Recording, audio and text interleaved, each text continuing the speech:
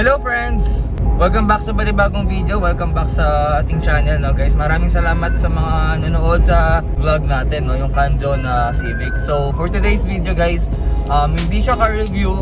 Puntahan natin or makiki-join tayo sa EV or GT get together ng Euro Inspired Auto Group PH Pampanga chapter.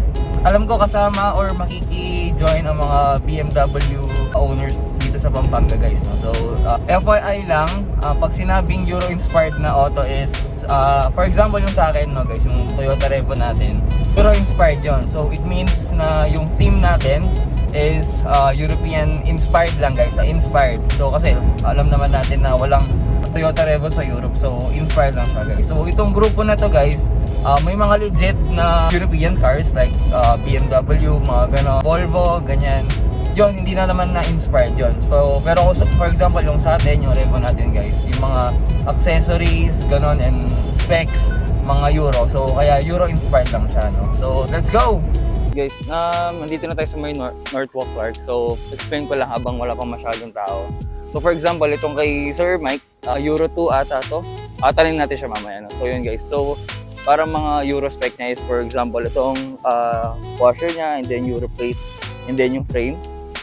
And then yung mags niya is, hindi din ako sure kung anong mags niya pero ganda ng tindig guys, no? And then yung mags sa mga Euro setup, if hindi ako nagkakamali, is parang hyper silver, and then marami siyang spokes, ganon. Yung parang sa Revo natin, and then nung kay Vios nito, parang ganon.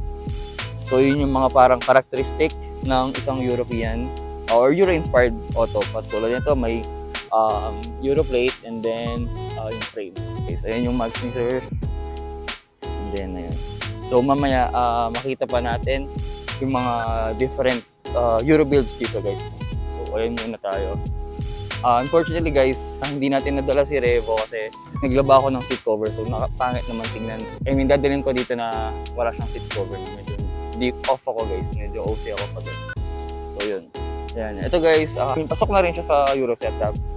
Euro plate, and then Europa na busina. And then yung mags na, check natin yung mags siya guys. So yun. Check natin yung Ford Ranger ni Papi. And meron tayo dito guys, Ford Ranger. 22 na mags. So, yun, naka-Euro plate na rin siya. Ang ganda, lagyan na rin na ng frame yan. Linis din guys, no? Correction lang, kanina sabi ko sa unang sinut is Euro 2. So Euro 1 pala siya. Yung Euro 2 is ganito yung itsura niya guys. Papakita ko dito. Yan yung mga Euro 2. So itong kay Sir Mike is Euro 1. And guys, what do you guys think? I-feature natin guys, no? Try natin siyang sabihin if pwede nating i-feature minsan yung kotse niya. Grabe ang linis, no? Ganda ng drop guys. Clean lang. Ganda ng drop. Solid. Yan guys, sa loob, linis lang. Tapos guys, additional pa, ganitong mga badge is Euro din siya na accessories guys.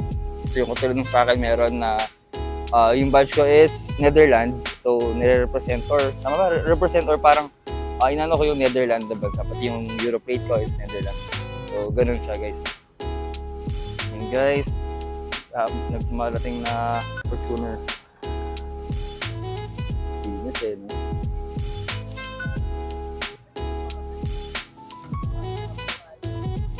Update lang natin, na may dumating na Geely, and then itong sa kapalit natin na Fortuner. Ito guys, Geely. Ang linis guys, no? Ang linis. Alam ko, if I'm not mistaken, ano siya? M Grand ata. Check na lang natin yung emblem sa likod. Naka-mags lang siya na 18 siya guys, no? Guys, and then not sure if 5x114 tong specs ng mags. Dahil kung 5x114 yan guys, pasok sa Revo natin yan. Okay, sa Revo guys.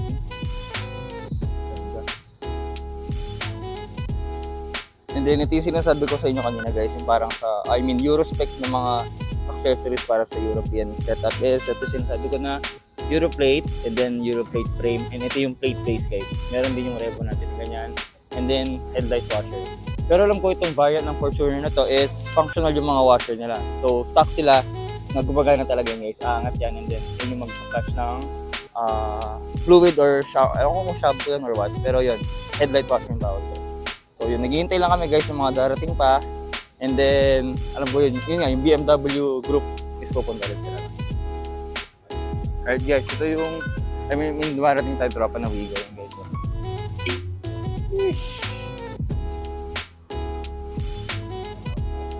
Linis no guys. Alright guys, ito great example ng Euro build sa Wigo guys. So again, Euro plate, Euro frame, plate base, tapos ito guys for sure dami na lang to. Or I mean if hindi niya ginawang functional guys, pero dami wa. Headlight washer yan, then naka BBS na rims, side skirt. Great example ng Euro build sa Toyota Wigo. Ito guys, so legit na Euro spec na sasakyan, BMW guys. Grabe. M Grand guys na nakaload siya. Grabe. Not sure if stock ng mags yan. Pero grabe ang baba. Pero guys, may BMW din na $2. Yun no? Mga BMW group guys nandito. I'm not sure if may pupunta yung mga kasama nila. So hintayin natin dumating yung mga tropa nila guys. Yun yung mga legit na European cars guys. Hindi lang sila Euro inspired. They are a legit European car talaga, BMW. So yun guys. Guys, ikot ko lang kayo sa mga BMW na guys. So hindi ako familiar if anong BM yan. Variant or model ng sakyan. Check natin sa likod syempre guys. Grabe yung mags. So grabe yung fitness. Anong BM to guys? 320i. And then naka-carbon na duct guys. Guys. And then dito tayo sa isa. Walang emblem. Hindi ko alam guys anong BM. Mga BMW boys yan guys. Yung tawag sa BMW na to. Meron black rims. Ayan.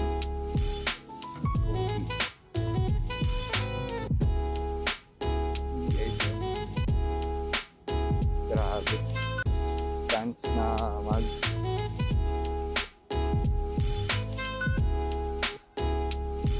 Not sure guys if if stock mags ba ng BMW to or naka-emblem. Pero grabe oh. Ito sa akin ng BMW to guys. Hindi ako sure eh.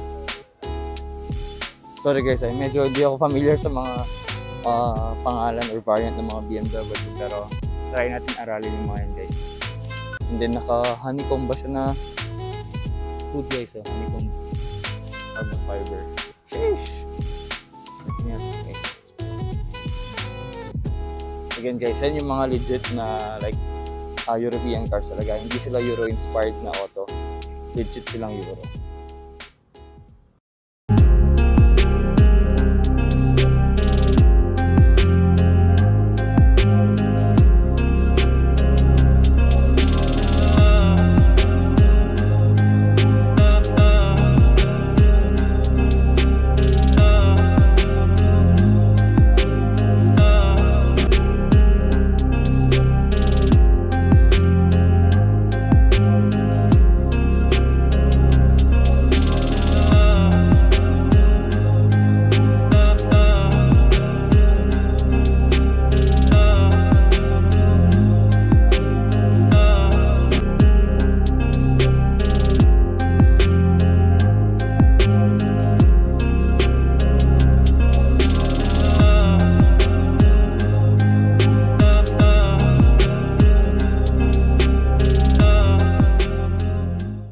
Alright guys, i-walk through ko na lang kayo sa mga sasakyan ng mga pumunta sa meet namin. No?